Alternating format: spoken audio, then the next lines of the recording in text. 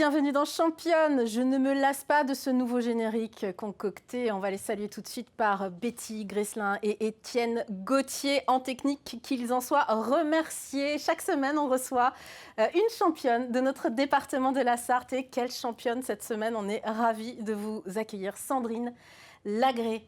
On va faire le petit palmarès non exhaustif parce qu'avec vous, il y a tellement de choses à dire. C'est impressionnant. Au moins une vingtaine de médailles. Il y a des compétitions nationales, européennes, internationales, mondiales. En athlétisme, en tennis, en squash. Vous êtes membre de l'équipe de France des transplantés.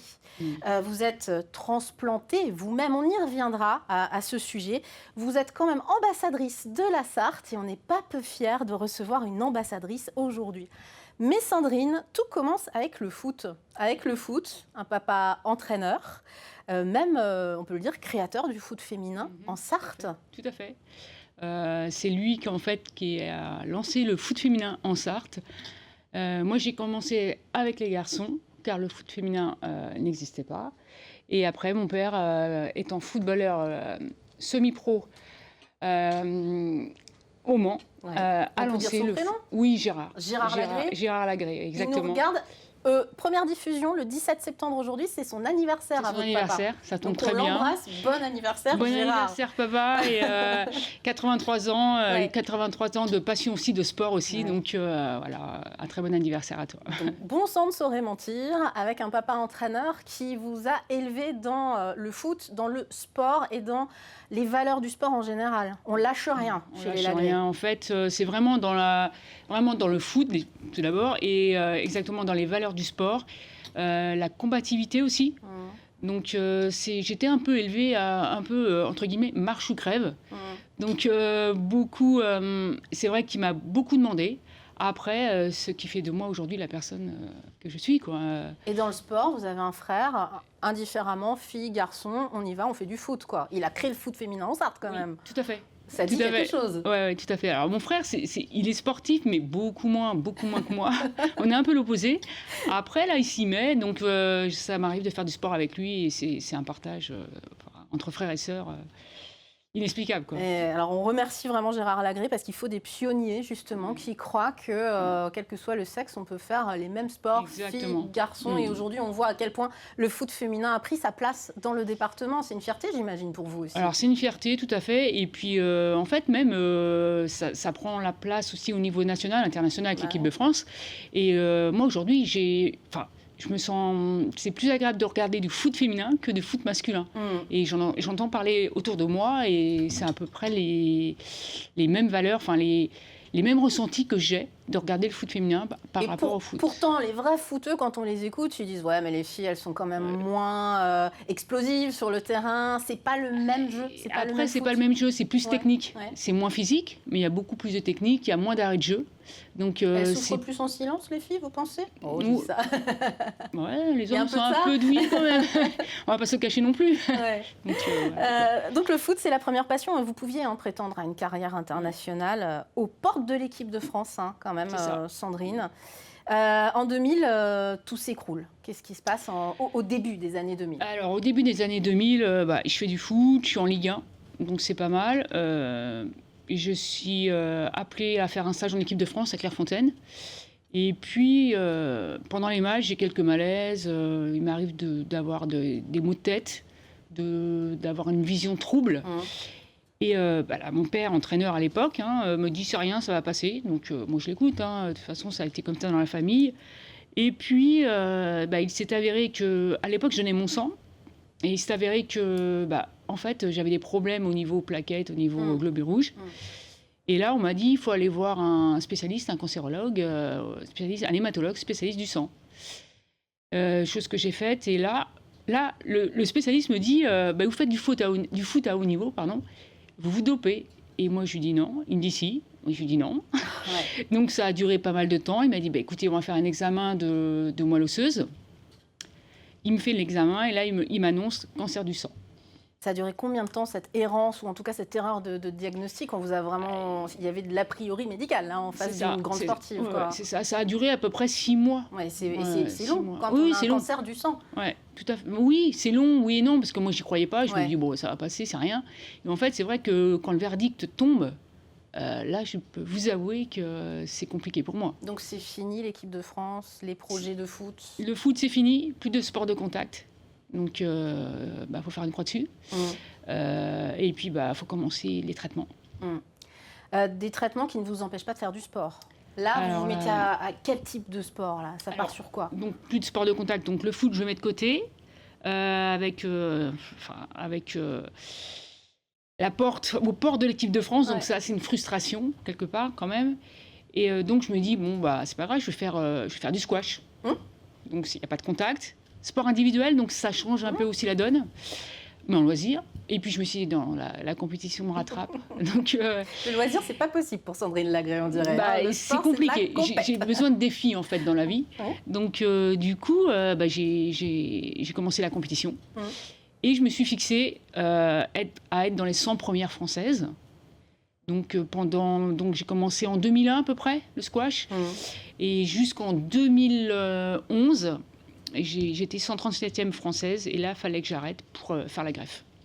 La greffe, donc là, deuxième verdict, quelque chose qui tombe quand même et qui est difficile à accepter à nouveau. On est en 2011 et vous êtes transplantée en 2012. Oui. Grâce notamment à votre frère. Vous avez la chance d'avoir un frère compatible. 100% compatible, unique frère. J'ai vraiment une chance énorme. Il y a des familles, ils ont 10 frères et sœurs, il n'y en a pas un de compatible. Moi, c'est vraiment 100%. Donc, c'est vrai qu'au début, il ne me croit pas malade, parce que je continue le sport. Donc, il a fallu que mon père lui parle, que le cancérologue lui parle. Et après, tout le procédé, il a fallu m'enlever la rate était touchée. Et après... En mars, greffe 2012, greffe de moelle osseuse. En 2012. On peut parler tout de suite de cet engagement que vous portez aujourd'hui. Vous allez dans les écoles de la Sarthe et partout où on vous demande pour parler du don d'organes, du don de moelle osseuse, parce que tout le monde peut donner sa moelle. C'est pas compliqué, ça sauve des vies. J'en profite parce que le 20 septembre, c'est la journée internationale mondiale pour le don, pour la greffe de moelle osseuse. Allons-y, disons-le.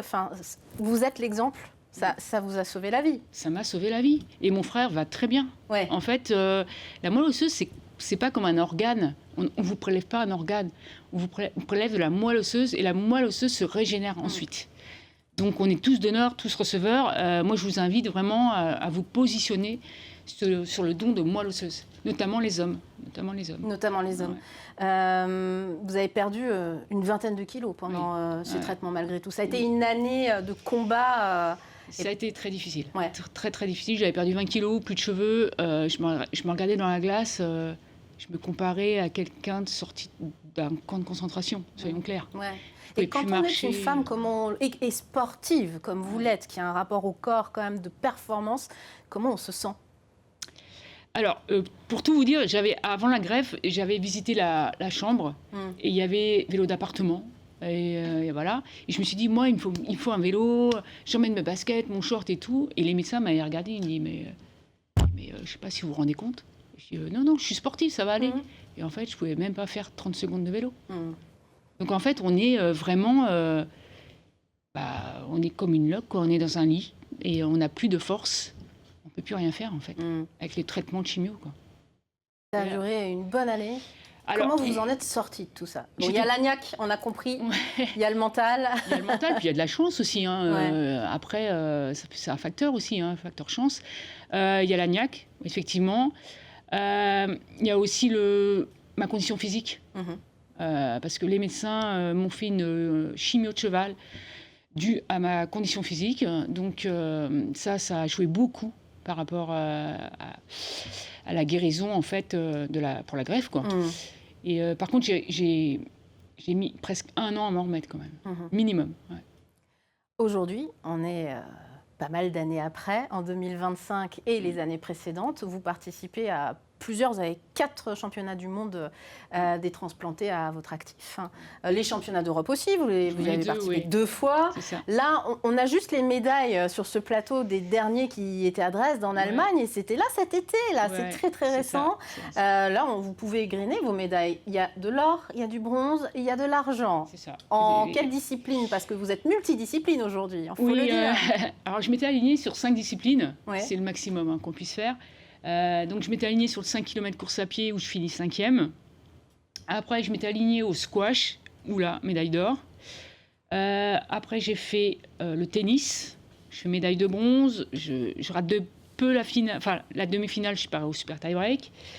Et l'argent, c'est aux 3000 mètres marche sur piste.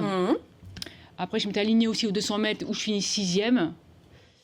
Là, c'était très dur. Le 200 mètres, c'est vraiment une discipline à part. C'est en fait de l'explosivité, chose que je n'ai plus due au traitement. Donc, j'ai voulu essayer après. Mais je suis très contente de mes performances. En fait. Vous pouvez l'être, bravo, félicitations à vous. On voit que vous êtes multisport. Ça, c'est important pour vous aussi, d'être dans le champ des possibles. Et c'est ce que permettent les mondiaux transplantés. Un petit bémol, et c'est un de vos combats, pour l'instant, les transplantés n'accèdent pas aux Jeux Olympiques. Et qu'est-ce que ça aurait été bien de vous voir aux JO, quoi. Qu'est-ce qu'on aurait aimé ? Oui, nous, ce qu'on recherche, en fait, c'est de faire partie des Paralympiques. J'ai rencontré notamment un rugbyman paralympique qui a fait Paris 2024 et lui-même ne comprend pas que nous ne soyons pas avec eux, quoi. Et on se bat, enfin moi perso je me bats pour les futures générations pour qu'on soit vraiment affiliés aux Paralympiques. On vous a vu porter la flamme là sur une photo, vous m'avez gentiment envoyé quelques photos récentes. Évidemment, c'était l'année dernière lors des JO de Paris et vous avez fait partie des porteurs de flammes. C'est un moment important dans votre vie, ça ? Très fière, inoubliable. Je vous dis, c'est même mieux qu'une médaille, en fait. C'est le Graal. En fait, moi, j'aurais voulu faire les Jeux Olympiques. Donc déjà, de porter la flamme, mais c'est une fierté, puis un honneur et une chance, mais je n'oublierai jamais, en fait. En tant qu'athlète, à part ça, vous avez des regrets ? Il y a des choses que vous n'avez pas encore faites, que vous voudriez faire, peut-être encore ? Ouais, pourquoi pas. Je vais essayer le badminton. Les raquettes, ça vous a pris, ça, hein, les raquettes, c'est pas mal. C'est pas mal. Après, je suis pour les sports co aussi. Donc, je fais quelques fois du foot avec les transplantés aussi, avec des règles aussi qui sont adaptées par rapport au greffe. J'aime découvrir les nouveaux sports. Je fais beaucoup de padel aussi. Donc, je suis championne d'Europe en transplanté au padel. J'aime tout sauf un peu l'eau. Oui, voilà. Après, c'est pas mon sport de prédilection, mais pourquoi pas un jour, hein, on ne sait jamais. Avec comme projet encore des Jeux européens l'année prochaine, vous souhaitez partir aux Pays-Bas. Dans quelle discipline pour les Européens là ? Alors, tout dépendra des disciplines que le pays va proposer. Oui. Alors déjà, moi, squash, c'est sûr. Le tennis, la course à pied. Après, le padel, j'espère. Le badminton, j'essaierai bien, soit en simple et pourquoi pas aussi en double pour partager un peu la victoire ou pas. Mais c'est un partage aussi. Hein. Les Jeux de transplantés, c'est vraiment un partage. Donc, c'est futur objectif là, pour moi. Là.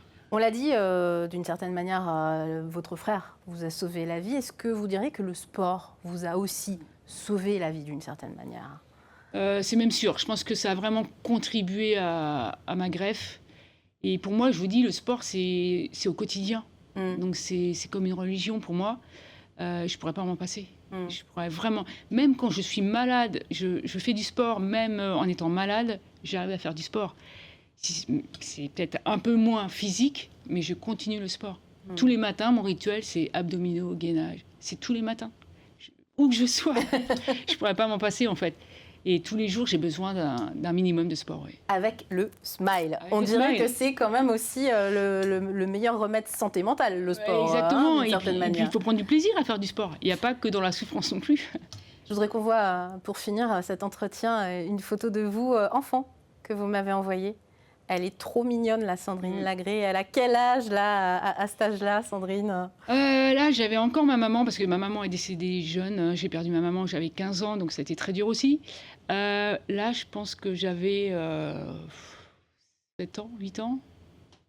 Une jolie petite blondinette sur une photo vraiment avec ce sourire qu'on vous reconnaît. On le voit aussi sur la photo qu'on a vue quand vous avez le béret de l'équipe de France au début des mondiaux, justement, de dresse, ce sourire en permanence gravé. Et aujourd'hui, à cet enfant, vous lui diriez quoi après ce parcours de vie et ce parcours sportif ?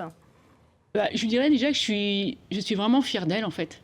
Malgré les embûches de la vie, la perte de ma maman, j'ai eu accident de voiture, enfin beaucoup d'accidents, la greffe, la maladie.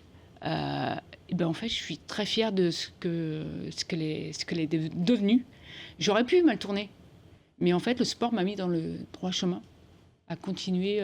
Ça m'a permis en fait de vivre une vie sereine.